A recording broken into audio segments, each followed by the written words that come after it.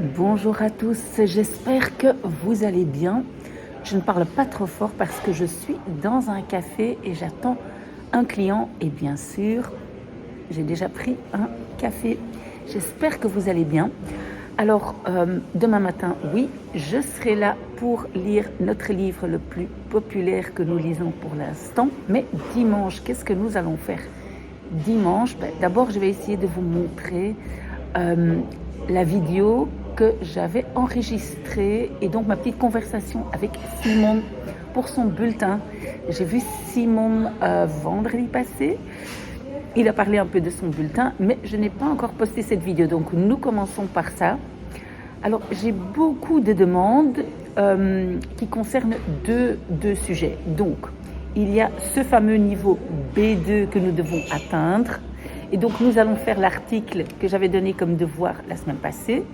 Mais j'ai aussi la demande de Sébastien de faire des articles qui parlent d'économie et finance. Donc, je vais voir, peut-être nous allons aussi faire un article sur ce sujet. Alors, il y a aussi quelqu'un qui m'a demandé pourquoi est-ce que la préposition en néerlandais se met parfois à la fin comment dire ça, de la partie avec la préposition. Donc, parfois on dit binnen de school ou parfois on dit de school binnen. Donc, expliquer un tout petit peu pourquoi parfois la préposition se trouve à la fin de ce morceau de la phrase. Quoi d'autre? Oui, évidemment, je pense que je ferai aussi un petit bubble comme d'habitude. Oui, et donc le CE2D, je continue à avoir des questions concernant le CE2D. Et en fait, moi, je ne m'étais pas rendu compte. Moi, je pensais que le CE2D était uniquement un examen de néerlandais en 4e pour les écoles catholiques. Mais en fait, le CE2D, apparemment, c'est le niveau de fin 4e et on appelle aussi le CE2D, donc cet examen qu'on fait devant le jury central. Et donc, dans des matières différentes comme histoire, français, néerlandais, anglais, etc. Donc, voilà, il y a le CE2D de plusieurs matières. Donc, nous avons énormément de choses à discuter. Vous savez que maintenant aussi, je fais une vidéo en français et en néerlandais en même temps. Donc, maintenant, un peu en néerlandais.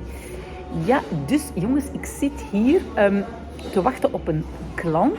Ik heb natuurlijk al een lekker koffietje genomen. Ik ben weer aan het werk. Wat gaan we dus dit weekend doen? Eerst gaan we dus morgen vroeg lezen we weer ons heel populaire Nederlandse boek. Het is geen Nederlandstalig boek, maar we lezen het in het Nederlands, dus De Alchemist. Dat doen we morgen vroeg, zaterdagmorgen. En dan zondag. Wat doen we zondag? Ja, ik ga natuurlijk een babbeltje doen in het Nederlands.